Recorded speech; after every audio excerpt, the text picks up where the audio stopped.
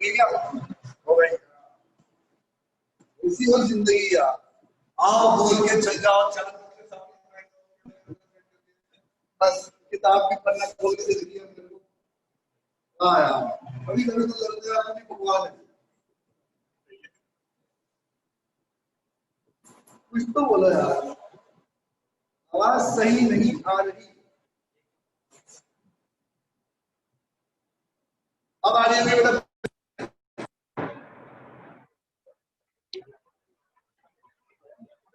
अभी भी सही नहीं है? अभी तो मैं मान ही सकता आवाज सही ना हो। डिस्टर्ब किसका माइंड? अब हो गई ना, देखो सही। हाँ, पानी की तरह पैसा बहा के बोया का माइक खरीदा है। किसने? शब्बीर सर ने। याद है ना तुम लोगों को? उन्होंने मेरे को फुल छूट दे रखी है कि तेरे को टेक्नोलॉजी के ऊपर जो खर्चा हो कर। मैंने कहा बढ़िया। सबसे पहले मैंने नेटफ्लिक्स का रिचार्ज कराया मेरा।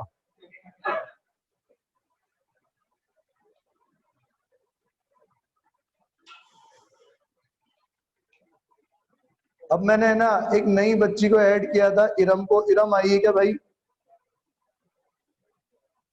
आजा रे, आजा रे ओ।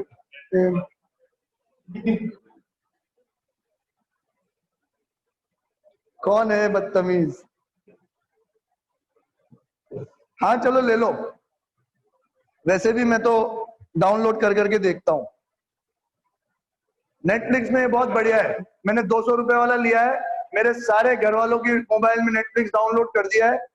अब सिर्फ मेरी बीवी ही ऑनलाइन देखती है, बाकी हम सब डाउनलोड क्लिक करके मोबाइल डेटा ऑफ करके डाउनलोड वाली वीडियोस देखते रहते हैं। सबका काम हो रहा है 200 रुपए में। बढ़िया है।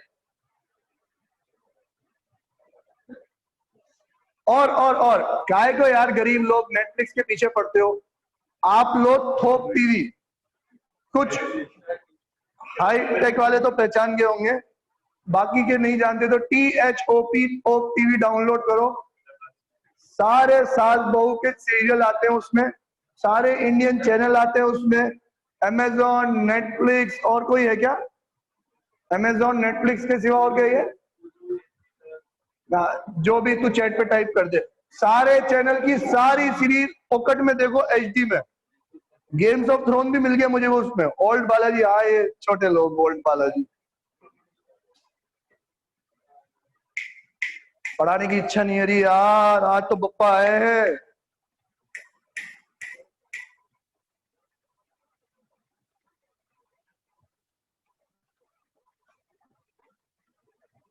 हर्ष कह रहा है मेरे पास डाउनलोड है। क्या पता है? Games of throne. अबे साले मेरे पास भी है तो।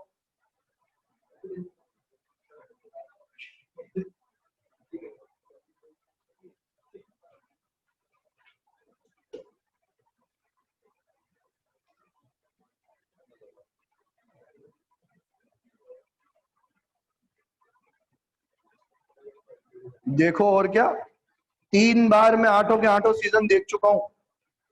चौथी बार मेरी भी कह रही मेरे साथ भी देख लो एक बार। यार ठीक है, खुद तीसरी बार देखेगी। पढ़े आप? प्लीज नो लिख दो, नो।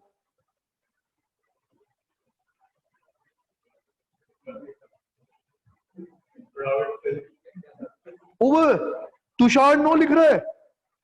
तुषार तेरे को अभी के अभी डॉक्टर के पास जाना है, बुखार चेक करवा के आना है।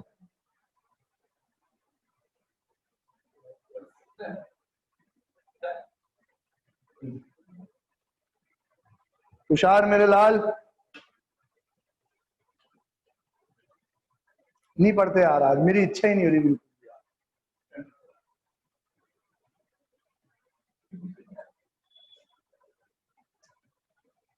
क्या करें क्या करें?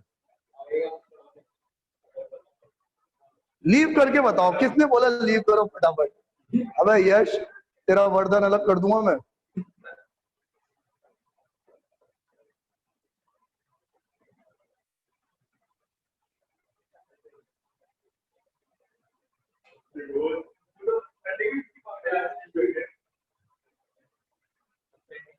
कंसाइनमेंट की शीट मेरे पास आ गई है, अभी फॉरवर्ड कर देता हूँ।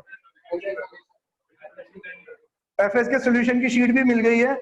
अगर बेटा आप सुनो ढंग से, एफएस के सॉल्यूशन की 2 शीटें मिल गई है मेरे पास।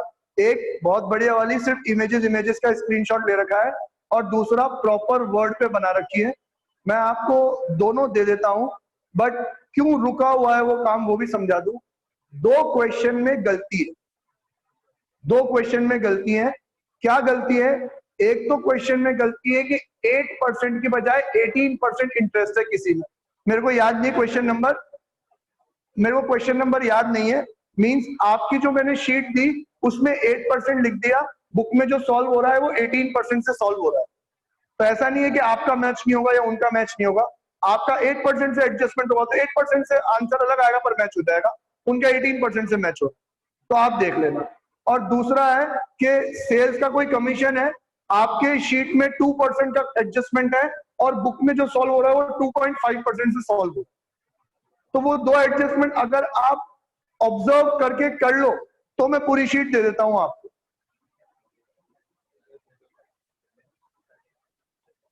कर लोगे क्या?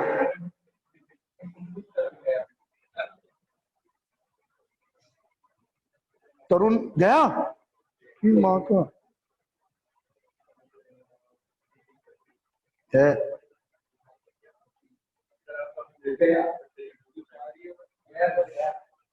कोई बात नहीं, जाने वाले को कोई नहीं सकता।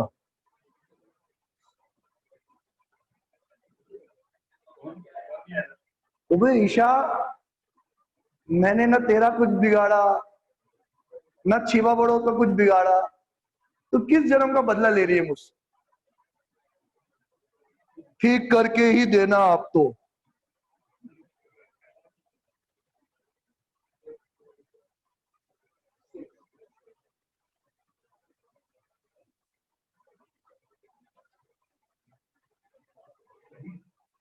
नहीं नहीं, बदला नहीं लेना, बदला लेना भी मत। चूज योर फाइट वाइजली, कहीं पे लिखा हुआ पढ़ा था मैंने दीवार पे।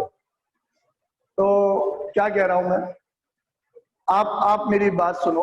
आपके उस 2 क्वेश्चन के चक्कर में मेरे को 10 क्वेश्चन चेक करने पड़ रहे हैं, और जैसे आप मेरा नेचर तो जानते ही हो, मैं 1-2 चेक करने बैठता हूँ और मेरे को ऐसी खार पट्टी आती है मैं हटा के फेंक देता हूँ। तो आप लोग प्लीज उस शीट को रखो, उस 2 को मुझे स्पेसिफिकली बता दो कि सर ये क्वेश्चन नंबर 4 और ये क्वेश्चन नंबर 6 इन दोनों में गलती है। ठीक है, मैं वो 4 और 6 को करेक्ट करके वापस से रिवाइज करके दे दूंगा, लेकिन बाकी सब तो चला लो यार, इतनी तो मेहनत कर लो।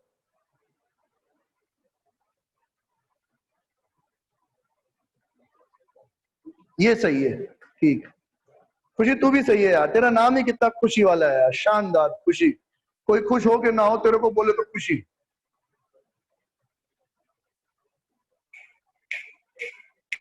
सभी है तुम्हारे ग्रुप में, खुशी भी है, मुस्कान भी है। मुस्कान तो 2-2 है। किसी का नाम ब्लश है क्या?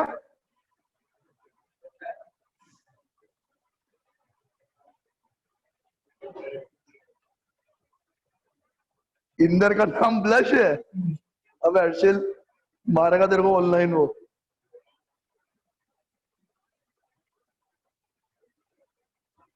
ओके चलो अब पढ़ते हैं। पेज नंबर 4.4 पे आ जाओ। कोई ऐसा जो कल नहीं आया हो या कल की रिकॉर्डिंग नहीं देखी हो, प्लीज हैंड रेज करो। कोई ऐसा जो कल नहीं आया हो? मी मोहम्मद कल नहीं आया था बेटा, रिकॉर्डिंग देख के वापस आज की रिकॉर्डिंग देखना तू, अभी तो लीव कर सकता है। कल हमने इन्वेंट्री वाला चैप्टर स्टार्ट कर दिया था। इन्वेंट्री वाले चैप्टर में मैंने आपको ये बात समझाई थी कि इन्वेंट्री हमारे हाथ में एक ऐसा हथियार आ गया कि जिससे हम चाहें तो हमारे प्रॉफिट को फ्लक्चुएट कर सकते हैं। इन्वेंट्री बढ़ा दोगे, क्लोजिंग स्टॉक बढ़ा दोगे तो ग्रॉस प्रॉफिट भी बढ़ जाएगा, इन्वेंट्री कम कर दोगे तो प्रॉफिट भी कम हो जाएगा। तो फिर मैंने आपको ज्ञान बांटते हुए ये कहा था कि जो बिजनेसमैन अपने गल्ले पे बैठता है, पूरे बिजनेस पे नजर रखता है, मींस जो बिजनेसमैन डायरेक्ट कंट्रोल कर सकता है, तो उसको तो इन्वेंट्री की प्रॉब्लम नहीं है। रिकॉर्ड नहीं करता और अपना टैक्स सेव करने के लिए इन्वेंट्री कम ही बताता है, या फिर लोन लेने के लिए प्रॉफिट बढ़ाना होता है तो इन्वेंट्री बढ़ा देता है। क्योंकि वो क्या सोचता है, ये रही दुकान, ये रहा माल, सब मेरी नजरों के सामने, फोकट की कॉस्ट इनकर नहीं करूंगा। क्योंकि आज सवेरे ही मेरे दिमाग में ये बात चल रही थी, किसी एक क्लाइंट का हमें अकाउंट विद इन्वेंट्री मेंटेन करना था। तो जनरली जो आपने सीखा है वो क्या सीखा है कि जब आप परचेज की एंट्री पास करोगे तो कैसे करोगे, purchase account debit to bank. Sale की एंट्री पास करोगे तो कैसे करोगे, bank account debit to sales. लेकिन अगर यही परचेज और सेल मुझे विद इन्वेंट्री रिकॉर्ड करना पड़े तो एक बिल के अंदर न जाने कितने आइटम्स में परचेज करता हूं। देखते होंगे ना आप बिल, आप चीजें परचेज करके लाए, कोई बड़ा दुकानदार भी चीजें परचेज करके लाता है तो इसकी 100 आइटम भेज देना, इसकी 200 पीस भेज देना, इसकी इतनी क्वांटिटी, इसकी इतनी क्वांटिटी। अब वो जो एक बिल परचेज का जिसकी एक सिंगल एंट्री होनी थी bank purchase account debit to bank, अब उस बिल की एंट्री मुझे मल्टीपल लाइन आइटम्स पे दिखानी पड़ेगी कि एक्स कमोडिटी इतनी क्वांटिटी, वाई कमोडिटी इतनी क्वांटिटी, जेड कमोडिटी इतनी क्वांटिटी। तो जितनी क्वांटिटी होगी सबको स्पेसिफिकली लिखना पड़ेगा, उनकी रेट से मल्टीप्लाई करके वैल्यू दिखानी पड़ेगी, तब जाके परचेज का टोटल आएगा। अगर आप लोग कहते हो तो इसका भी हम डेमो दिखा देंगे आपको लाइव ऑनलाइन क्लास पे, जैसे अपन जूम पे पढ़ते हैं वैसे एक आपको कंप्यूटराइज सॉफ्टवेयर का मैं विदाउट इन्वेंट्री और विद इन्वेंट्री का डेमो दिखा दूंगा अगर आप कहोगे तो। अभी यस नो मत बोलना, कमेंट सेक्शन में टाइप कर देना, ठीक है। यूट्यूब पे ये वीडियो डलेगी, अरे यार ठीक है, शब्बीर सर ने टेलीग्राम पे बनाया ना, वहां पे मैं भेज देना, ठीक है।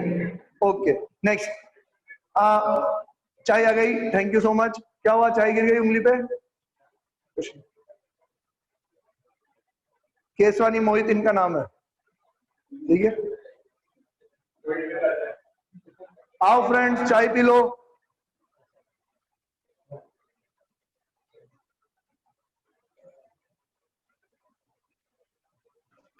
ओके ओके ओके, मींस जो बिजनेसमैन अपने बिजनेस पे डायरेक्ट कंट्रोल करना चाहता है कर सकता है। वो तो यूं सोचता है काय को छोटे से काम को सिंगल एंट्री को मल्टीपल एंट्रीज में कवर किया जाए और अपनी कॉस्ट बढ़ाई जाए, तो वो तो शायद इन्वेंट्री का रिकॉर्ड मेंटेन ना कर पाओ। लेकिन जो बड़ी कंपनीज होती है जिनमें वो अपने एम्प्लॉयज पे डायरेक्ट कंट्रोल नहीं रख पाती, उनको तो इन्वेंट्री का रिकॉर्ड रखना ही पड़ेगा। वो लोग तो बेटा एक छोटी से छोटी सुई का भी हिसाब रखते हैं कि हमारी स्टोर में ये 50 पैसे वाली चीज की भी इतनी यूनिट्स होनी चाहिए, और किसी एक और बंदे को भिजवा के चेक करवाते हैं। भले ही वो बंदा 500 रुपए ले ले चेक करने के, लेकिन वो 50 पैसे की चीज चेक होनी चाहिए। क्यों? एम्प्लॉय में डर रहता है कि हाँ चीजें चेक हो रही है, ठीक है। तो इसके लिए एक सेपरेट ऑडिट होती है जिसको अपन बोलते हैं स्टॉक ऑडिट। अगर आप सीए बन गए तो उसके बाद स्टॉक ऑडिट के उतने, मतलब स्टॉक ऑडिट अगर किसी की हो रही है तो जनरली फाइनेंशियल स्टेटमेंट के ऑडिट के अगर मेरे को 7,000 मिलता है तो स्टॉक ऑडिट के मैं 20,000 मिनिमम से मिनिमम लूंगा। क्यों? क्योंकि स्टॉक ऑडिट में मैं क्या चेक करूंगा, आप लोगों ने जो क्वांटिटी वाइज पूरा डेटा मेंटेन किया है उसके हिसाब से अगर एंड में 200 यूनिट है तो मैं मेरे आर्टिकल से काउंट करवाऊंगा, बता भाई 200 यूनिट गिन के बता है कि नहीं। तो वो जाएगा पूरी लिस्ट लेके कि एज पर क्लाइंट हमारे गोडाउन में A B C D E F G इतनी इतनी इतनी इतनी यूनिट्स होनी चाहिए। मैं कहूंगा बेटा ये लिस्ट लेके जा और सारी चीजें गिन के आ। सर मैं गिनूंगा क्या? नहीं, तू गिनना मत, उनका एम्प्लॉय होगा, वो तेरे को गिन गिन के बताएगा, तू खड़े होकर चेक करना ढंग से गिन रहा है कि नहीं गिन, और टिक करके लाना। तो मैं जाता था एक बार कंस्ट्रक्शन साइट की ऑडिट करने, जो आपके हाईवेज बनते हैं, अभी तो यहाँ पे रोड बन रहा है, छोटा सा सीमेंटेड रोड बन रहा है, हम उसकी बात नहीं कर रहे, जो आपके नेशनल हाईवेज बनते हैं, तो वो नेशनल हाईवेज जो कंपनी बनाती थी उसकी ऑडिट हमारे पास थी। तो जब मैं स्टॉक ऑडिट करने गया तो बताए बेटा उसमें जो आयरन और होते हैं आपके टीएमटी बार सरिया, आप लोगों ने सुना होगा, जो सरिया हमारे कंस्ट्रक्शन में काम आता है, वो अलग अलग डायमेंशंस का आता है, एमएम का आता है, 12 mm, 18 mm, 20 mm, 25 mm, 60 mm, छोटे पतले से लेके मोटे से मोटा सरिया आता है। उन्होंने एक एक सरिये पे, जो बड़ा वाला मोटा सरिया होता है, उन्होंने एक एक सरिये पे चौक से काउंटिंग कर रखी थी, और जिन सरिये पे काउंटिंग नहीं हो सकती है उनके ऊपर उन्होंने टैग लटका रखा था, नंबर लिख के। हमारे आने से पहले इतनी तो वो तैयारी करके रखता है। कौन? Store manager. क्योंकि ये हम उसकी परफॉर्मेंस चेक करने आ रहे हैं कि भाई तुम्हारे दिए हुए डेटा के हिसाब से इतनी यूनिट्स है, गिन के बताओ। तो पहले से ही नंबर लगा के देखता है, सब सारे नंबर लगा के देख लिए। मैं कहूँगा फिर भी मेरे सामने गिन, ये वाला नंबर बता कौन सा है। वो एक एक नंबर करके बताएगा और हमें स्टॉक ऑडिट करना है। क्यों? डायरेक्ट है भाई। मैं समझ के बैठा हूँ मेरे गोडाउन में तो 10 लाख का माल पड़ा है और पीछे से माल गायब हो रहा हो तो वो चीजें हमारे लिए बहुत जरूरी। तो कल हमने सिग्निफिकेंस देखा था कि ये स्टॉक कितना इंपॉर्टेंट है। क्यों? क्योंकि एक ये डायरेक्टली हमारी इनकम को डिटरमाइन करता है। ये ऊपर नीचे हुआ तो मेरा प्रॉफिट भी ऊपर नीचे होगा।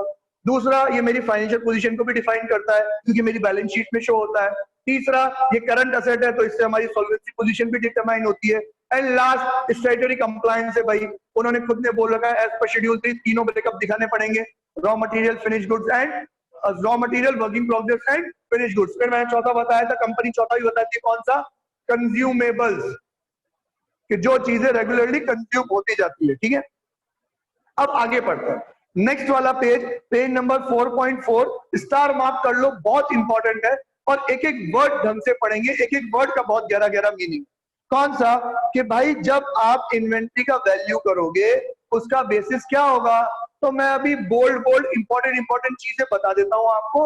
आपको एक एक वर्ड पढ़ना है और अगर मेरे इस लेक्चर में वो वर्ड कवर नहीं होता है तो मुझसे वो बात पूछ लिए। वाह यार, वो तेरे मजे में चाय पीते पीते सुन रहा है, तभी पी लो।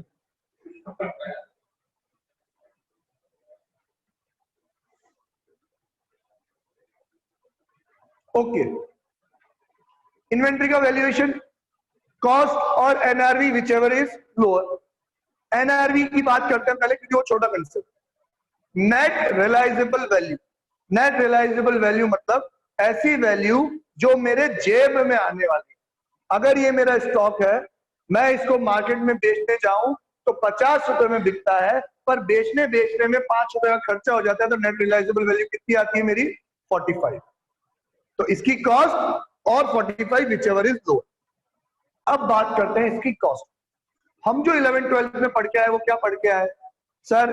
एक हमारे परचेज का खर्चा और दूसरा हमारा डायरेक्ट एक्सपेंस, यही पढ़ा अपन ने। फिर मैंने कंसाइनमेंट में थोड़ा सा आपको नॉलेज शेयर करी कि भैया डायरेक्ट एक्सपेंस किसको बोलते हैं? Up to its present location and condition, कि उस प्रेजेंट लोकेशन और कंडीशन तक पहुंचाने के लिए लोकेशन भी इंपॉर्टेंट है, कंडीशन भी इंपॉर्टेंट है, क्योंकि फिर WIP और फिनिश गुड्स की बात आ जाएगी condition. Up to its location और कंडीशन तक पहुंचाने में जितने भी खर्चे होते हैं वो सारी चीजें इसमें क्या होती है? ऐड होती है। तो सर वो खर्चे कौन कौन से होते हैं उसका बेटा छोटा सा ग्लिम्स दे रखा है, आपको पढ़ो।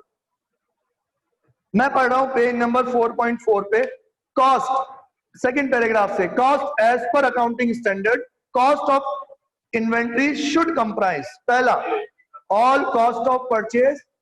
हाँ, एग्जाम में थ्योरी आएगी, 2 मार्क्स में इसका क्वेश्चन आ सकता है थ्योरी का। ठीक है, और बड़ा वाला क्वेश्चन 8 मार्क्स में आएगा, वो भी इसका ही आएगा और बहुत अच्छा क्वेश्चन आएगा, पढ़ेंगे अपन आगे।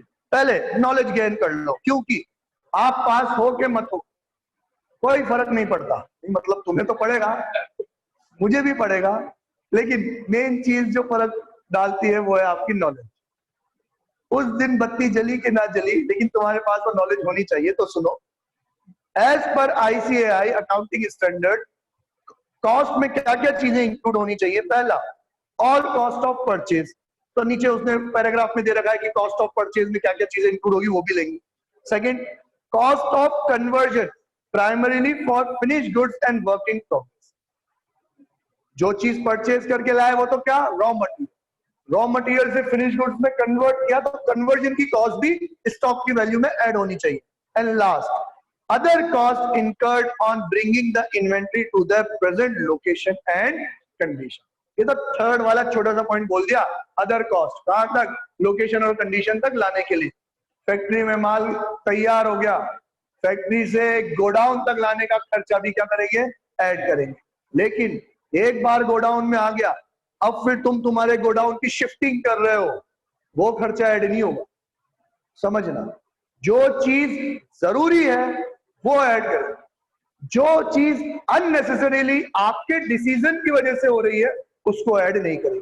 जैसे मैं उस कंस्ट्रक्शन साइट की बात बताता हूं, वो कंस्ट्रक्शन साइट वाले जो भी माल परचेज करते हैं, शायद आप लोगों को पता होना चाहिए कि शटरिंग मटेरियल जिसको हम बोलते हैं, आप लोगों ने अगर किसी ने नाम सुना हो, आप लोगों में से कोई थोड़ी सी कंस्ट्रक्शन की नॉलेज ले सकता हो, कि जब आरसीसी के ब्लॉक्स बनते हैं, आरसीसी कंक्रीट तो समझते हो ना अपन, जब अपन बिल्डिंग का ढांचा तैयार करवाते हैं, तब वो जो बल्लियां वल्लियां लगा के कीले ठोक ठोक के वो पूरे प्लेट का पहले पूरी छत बनाते हैं, फिर उसके ऊपर सरिया बिछा के फिर सीमेंट डालते हैं। तो वो जो प्लेटिंग वाली सिस्टम होती है उसको अपन बोलते हैं शटरिंग सिस्टम। ये तो हमारे कोटा में ही पिछड़े जाति के लोग साले लकड़ी की बल्लियां यूज कर रहे हैं, इनकी वजह से लेवल ऊपर नीचे हो जाता है। लेकिन अब बड़ी बड़ी कंपनी लोहे के पाइप यूज करती है शटरिंग के लिए। तो वो शटरिंग मटेरियल एक जगह काम आया, कंस्ट्रक्शन कंप्लीट हुआ, वो मटेरियल वापस निकाल लिया जाता है। अगर आपने देखा हो, वो बल्लियां वो प्लेट्स वापस निकाल ली जाती है, फिर उस शटरिंग मटेरियल को किसी और साइट पे पहुंचाया जाता है जहां भी ठेकेदार का काम चलता है। तो वो जो मटेरियल है मेरा, वो एक रनिंग नेचर का मटेरियल, कम ज्यादा होता रहता है, टूट फूट उसकी होती रहती।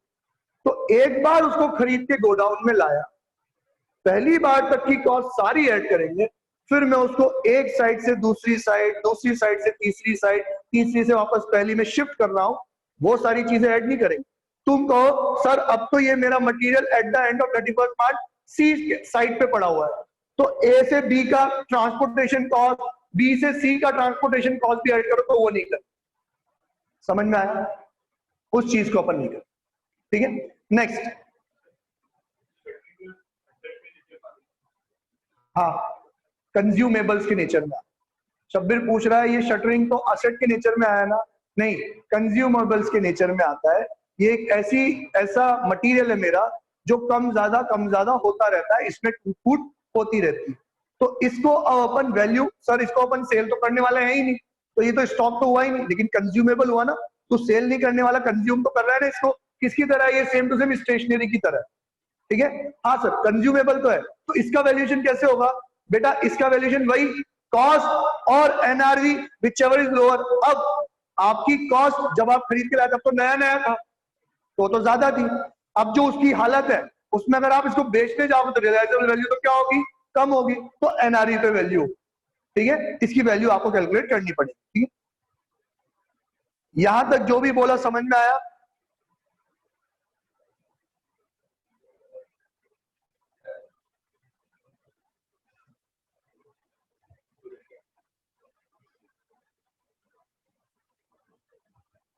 आगे पढ़ाऊं कि छुट्टी कर दूं?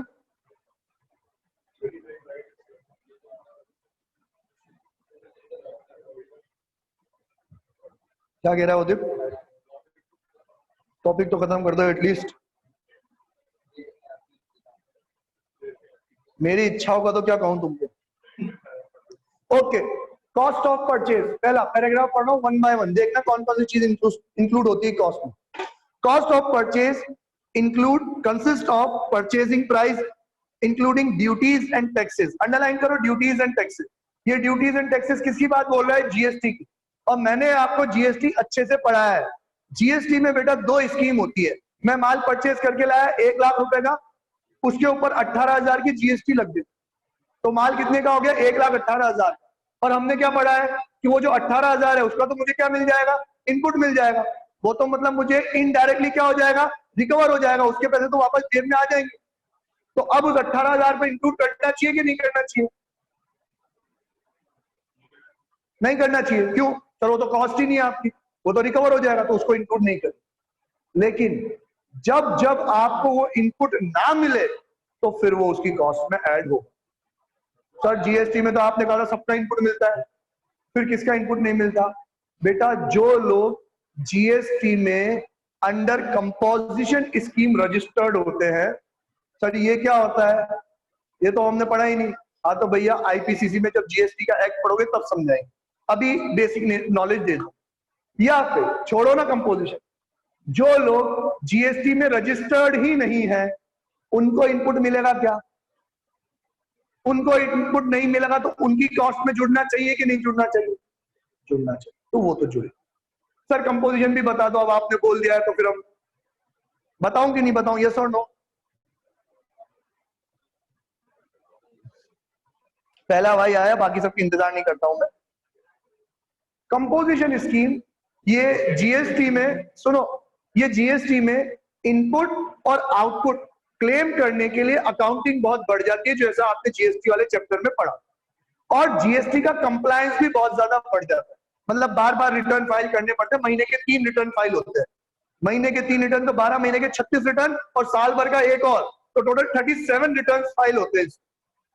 तो जो रिटर्न फाइल करता है वकील, वो भी बहुत ज्यादा पैसे लेता है, तो कॉस्ट बहुत ज्यादा बढ़ जाती है। तो उन्होंने कहा छोटे व्यापारी, इतने रिटर्न फाइल करने की जरूरत नहीं है, इनपुट आउटपुट करने की जरूरत नहीं है, आप तो सिंपल आपकी जो सेल हो रही है ना, उसके ऊपर 1% टैक्स दे दो।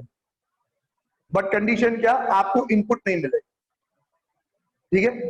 तो जो इनपुट आउटपुट खेल रहे हैं, उनकी जेब में से तो 1 रुपया भी नहीं गया, क्योंकि तो पूरा का पूरा कस्टमर से कलेक्ट कर लेंगे। जो अपन खुद का पे किया वो जेब में रख लेंगे, बाकी का सरकार को दे देंगे।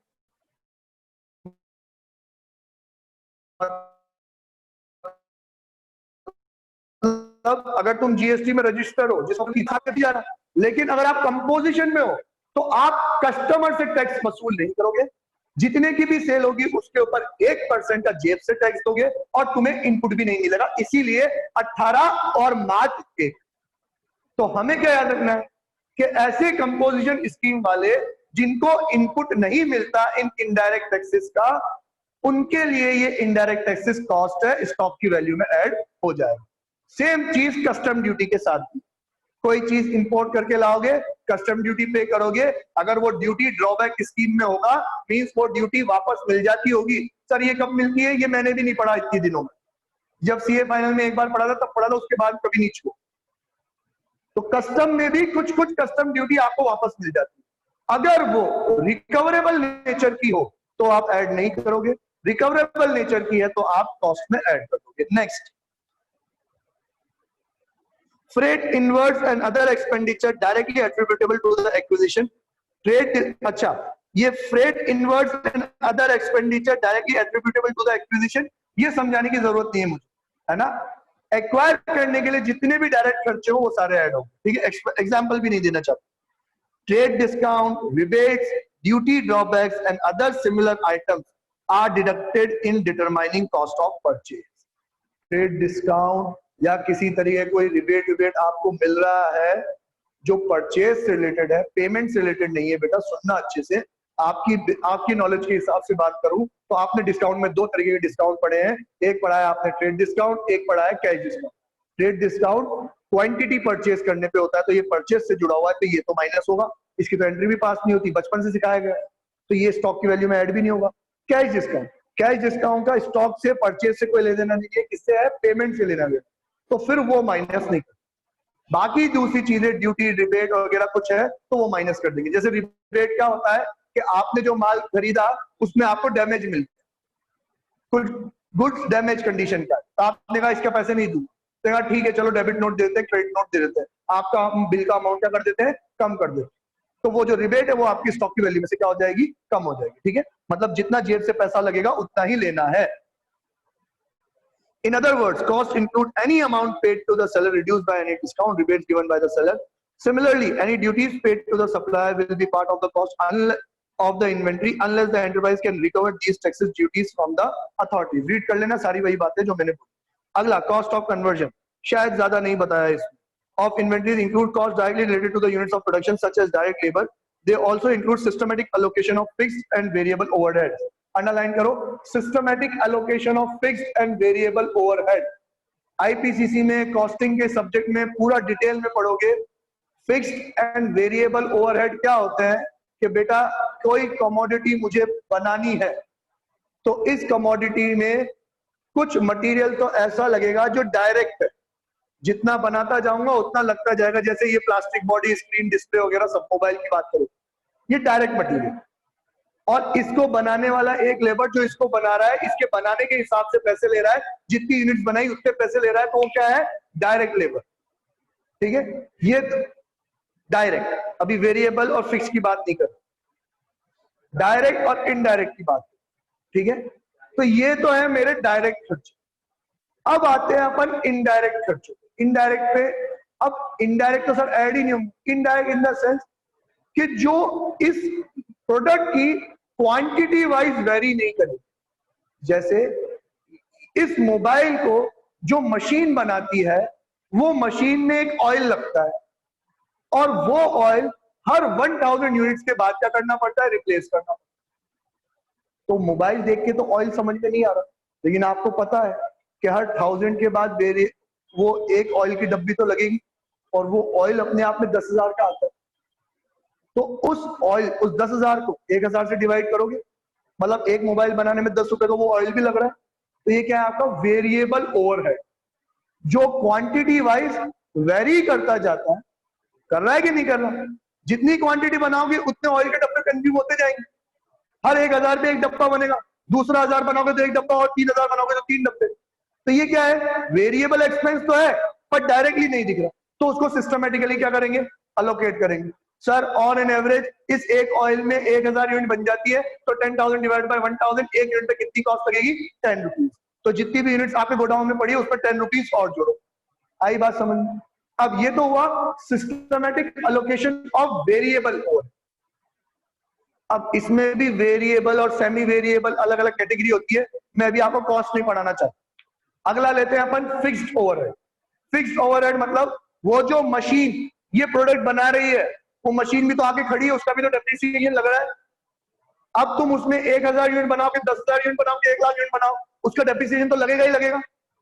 वो कौन सी कॉस्ट हो गई? फिक्स्ड कॉस्ट हो गई। वो जो फैक्ट्री है उसका जो रेंट हो गया वो कौन सा हो गया? फिक्स्ड। तो उसको भी मैं इस फैक्ट्री में, इस मशीन से बनने वाली टोटल यूनिट से क्या कर दूंगा? डिवाइड कर दूंगा कि ऑन एन एवरेज मैं मेरी फैक्ट्री में साल भर में 2 लाख यूनिट बना देता हूं, तो टोटल जो डेप्रिसिएशन है, टोटल जो फैक्ट्री का रेंट है, उसको डिवाइड करूंगा 2 लाख यूनिट से। एक एक यूनिट की कॉस्ट आ जाएगी, उसको भी मैं क्या कर दूंगा? कॉस्ट में ऐड कर दूंगा। इसको अपन बोलते हैं वेरिएबल एंड फिक्स्ड ओवरहेड, जिसको हम सिस्टमेटिकली एलोकेट करते हैं। समझ में आया?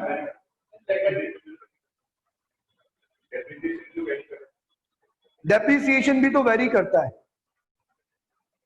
लगना तो फिक्स्ड है ना। वेरिएबल ओवरहेड और फिक्स्ड ओवरहेड में फर्क क्या है? कि वेरिएबल ओवरहेड तभी इनकर होगा अगर प्रोडक्शन होगा। फिक्स्ड ओवरहेड क्या होता है?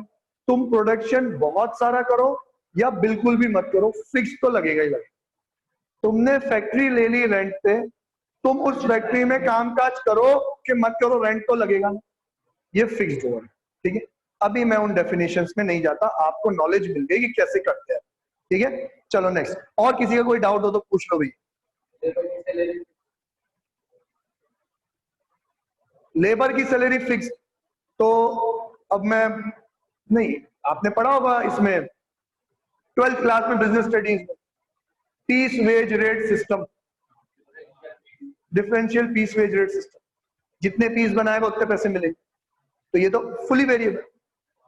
और सर एक की तो फिक्स्ड है, परमानेंट है, इसकी तो फिक्स्ड है, ये फिक्स्ड। ठीक है,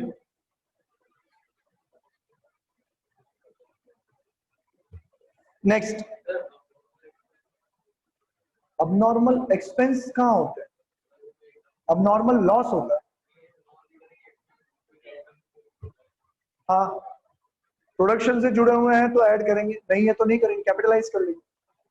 वैसे जैसे आप यूं कह रहे हो सर ऐसे खर्चे जो हर बार तो नहीं होते, इस बार हो गया, तो उसको स्टॉक की वैल्यू में ऐड नहीं करेंगे। प्रोडक्ट फैक्ट्री में हो रहे हैं सर, आप ये कहना चाहते हो कि मेरी फैक्ट्री में खड्डा हो गया, मैंने उसकी रिपेयर एंड मेंटेनेंस कराई, अब वो जो सिविल वर्क कराया उसका प्रोडक्शन से कोई लेना देना है क्या? नहीं है, तो स्टॉक की वैल्यू में ऐड नहीं हो, वो तुम्हारा इस साल का खर्चा पीएनएल में लेके जाओ।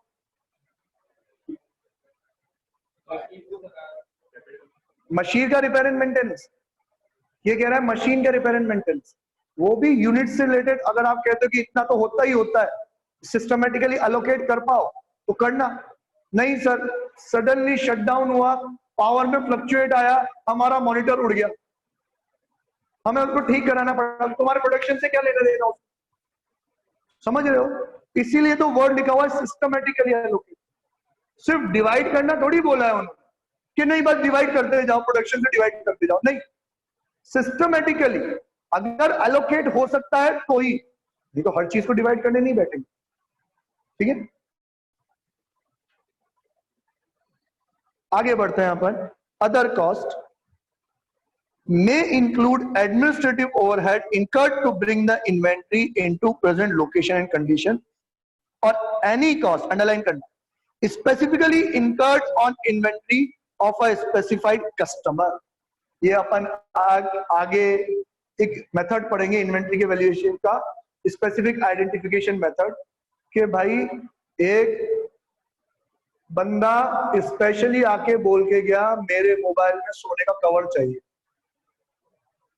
तो उसके लिए सोने का कवर बनवाया, 31 मार्च को माल गोडाउन में ही पड़ा हुआ है, तो सोने का कवर स्पेसिफिक कॉस्ट लगी ना स्पेसिफिक प्रोडक्ट पे, किसकी वजह से, स्पेसिफिक कस्टमर की डिमांड की वजह से, तो वो भी स्टॉक की वैल्यू में ऐड होगा, क्योंकि अभी बिल नहीं फटा है, अभी वो बिका नहीं है, माल बन के रेडी पड़ा है, तो वो भी स्टॉक की वैल्यू में ऐड होगा। ठीक है,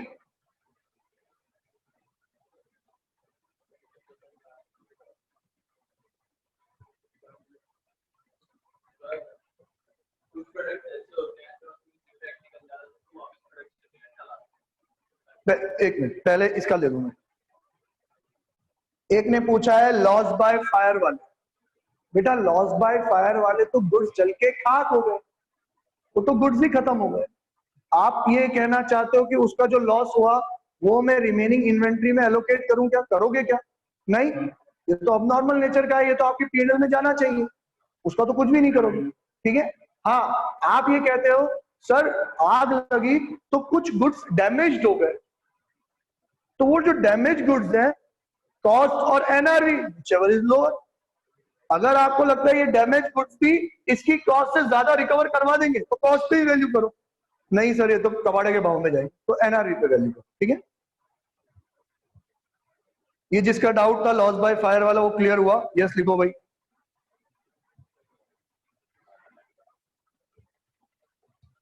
ओके, नेक्स्ट तेरा डाउट था कि कुछ प्रोडक्ट्स डिफेक्टिव निकल आते हैं तो उनको वापस से प्रोसेस किया जाता है, उसके ऊपर जो कॉस्ट लगती है। यार अगर आप उसको आइडेंटिफाई कर पाओ तो मेरी सोच तो ये कहती है कि पहली बार में जो डिफेक्टिव निकला वो जो कॉस्ट लगी वो तो बेकार गई ना आपकी कॉस्ट। अब नॉर्मल नहीं कहेंगे, नॉर्मल ही है, हमारा नेचर ही है, वो कॉस्ट तो बेकार गई। अब सर ये तो होता ही होता है, नॉर्मल नेचर का है, तो उस कॉस्ट को रिमेनिंग यूनिट्स में आप स्प्रेड आउट करोगे ही करोगे। समझ रहे हो कि नहीं? कि सर पूरे दिन फैक्ट्री चलती है, कुछ यूनिट्स में कुछ तो कमी आई जाती है जिसको हमें वापस से प्रोसेस करना पड़ता है, तो वो जो ये जो एक्स्ट्रा कॉस्ट लग रही है आपकी, ये नॉर्मल नेचर की है कि नहीं? नॉर्मल नेचर की है, तो उस कॉस्ट को बाकी की यूनिट्स में हम डिवाइड करेंगे, इसको करेंगे। ठीक है,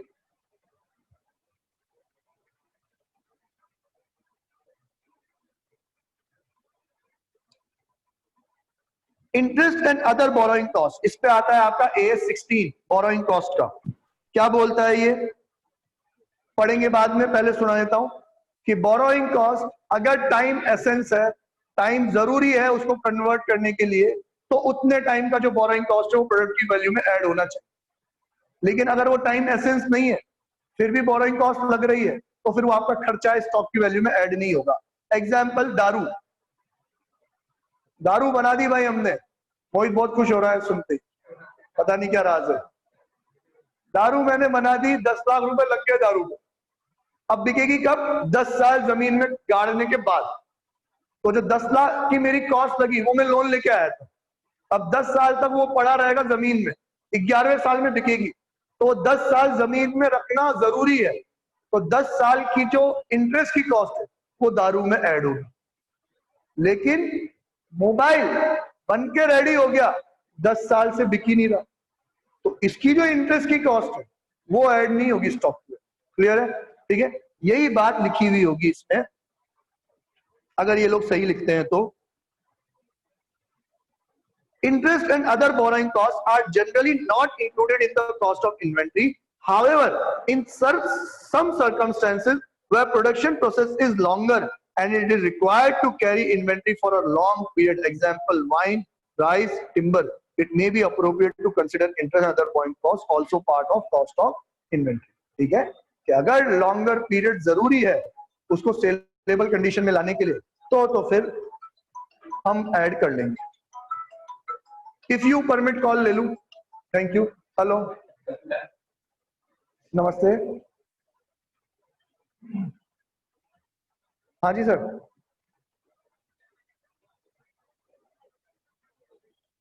हाँ, उसने ही कहा कि मेरे को अकाउंट नंबर भेज दो, हम ट्रांसफर कर देंगे।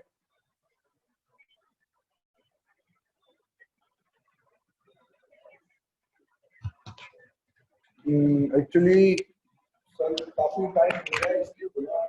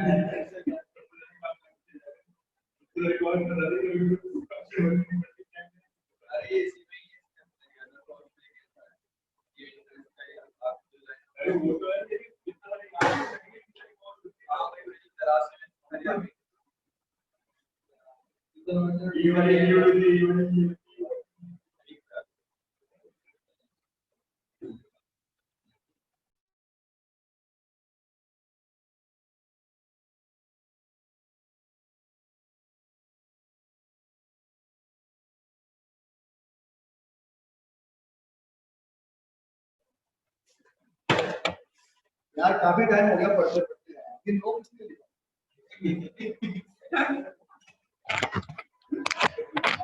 का सांप बोलते हैं इसको। जिस थाली में खाता है उस थाली में ही छेद कर रहा है। हेलो, आवाज आ रहा है क्या सर? मेरे एनपी हो गया था, लॉस बाय फायर वाली बात रिपीट कर दो एक बार प्लीज। अबे भाग। अरे बेटा, एनपी हो गया था तो मेरे हिसाब से मेरे को कहना तो नहीं चाहिए, पर तू समझ के तेरे को रिकॉर्डिंग देख लेनी चाहिए। फिर भी बोल देता हूँ, लॉस बाय फायर में जो माल जल के खाक हो गया वो तो माल ही खत्म हो गया, उसकी जो कॉस्ट थी वो तो लॉस हो गया, स्टॉक की वैल्यू में ऐड करने की जरूरत नहीं। और जो माल बच गया, जिसको अपन बोलते हैं साल्वेज वैल्यू, थोड़ा सा खराब डिस्ट्रॉयड माल जो बच गया, उसकी जो एनआरवी होगी उस पर अपन उसको वैल्यू कर लेंगे। यही बात बताई थी। ठीक है, चलो नेक्स्ट। क्या क्या इंक्लूड होगा से ज्यादा इंपॉर्टेंट क्या क्या एक्सक्लूड होगा, ये आ गया भाई। अब normal amount of wasted material, labour और अदर प्रोडक्शन ओवरहेड। कौन से? अब नॉर्मल नेचर का कोई भी खर्चा हुआ है तो वो स्टॉक की वैल्यू में ऐड नहीं होगा। अब नॉर्मल लेबर भैया ऐसा काम करा जो काम लगा ही नहीं,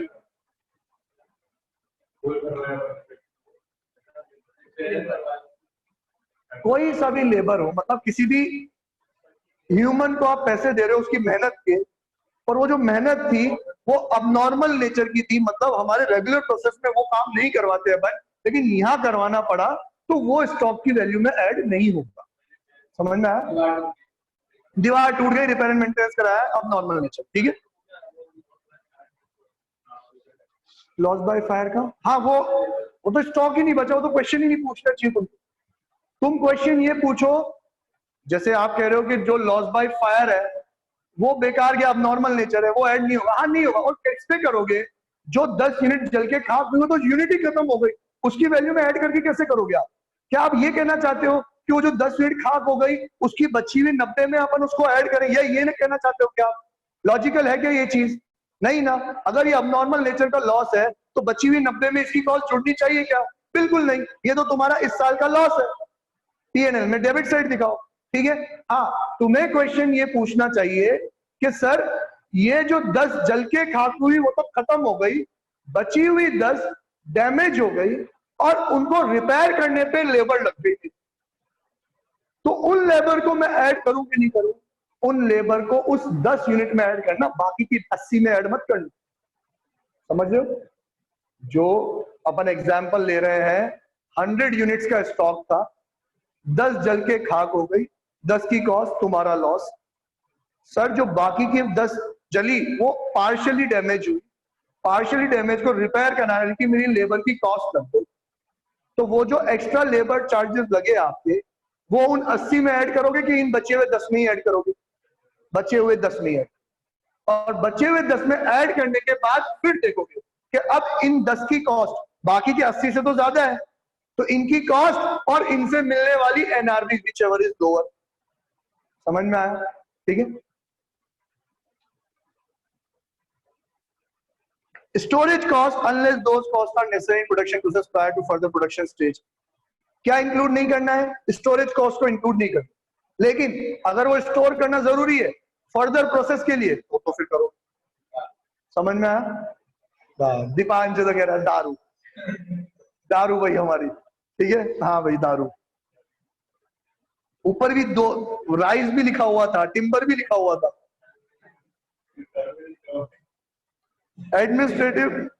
Administrative overhead that do not contribute to bringing inventory to their present location and condition। जितने भी एडमिनिस्ट्रेशन के खर्चे जो इन्वेंट्री से जुड़े हुए नहीं है उनको आप ऐड नहीं करो।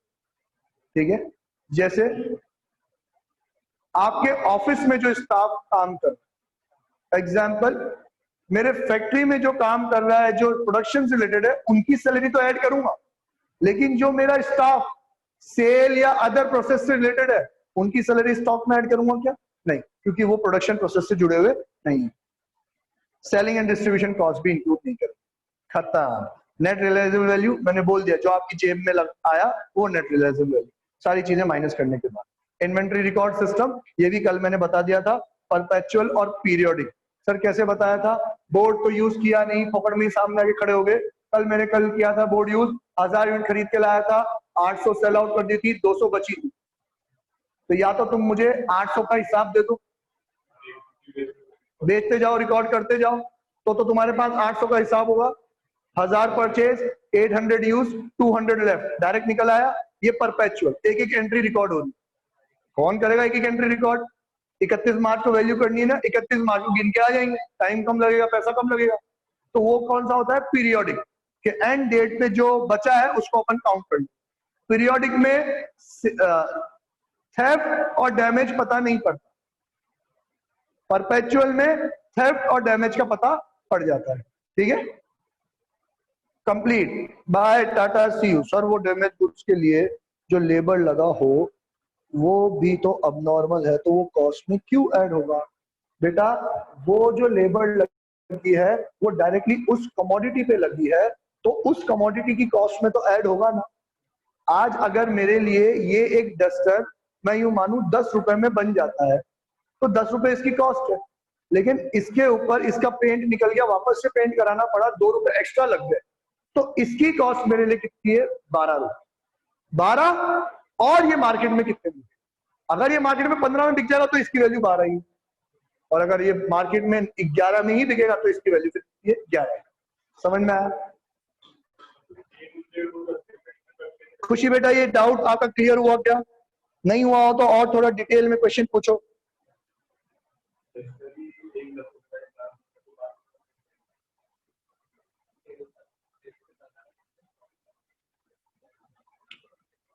शब्बीर कह रहा है डस्टर, एक डस्टर 10 रुपए वाला, एक डस्टर 12 रुपए वाला, तो 12 रुपए वाला कौन खरीदेगा? अबे मैं बताऊंगा ही नहीं कि जला हुआ डस्टर है, पेंट वापस करवाया है। मैं तो सारे डस्टर को ही 15 में बेचूंगा। हाँ, प्रॉफिट कम होगा उस पर। ठीक है, बाय टाटा सी यू। कल संडे है, प्राइवेटली इस पे भी कोई मैसेज कर रहा है क्या? शब्बीर को क्या लिख रहे हो तुम? मैं भी तो देखूं शब्बीर को कौन क्या मैसेज करता है। सर तो फिर अपन एनआरई पे लेंगे तो लॉस है ना? हाँ है ना बेटा, तो लॉस रिकॉर्ड करो ना as per prudence concept. Loss पहले हो रहा हो तो पहले रिकॉर्ड करो आप। ठीक है, चलो बाय लिखो ना प्लीज यार, जल्दी जल्दी, तमीज वाले बच्चे बनो और गणपति बप्पा मोरिया बोल के निकल लो। कल छुट्टी है भाई, सोएंगे कल तो, रात भर काम करते हैं।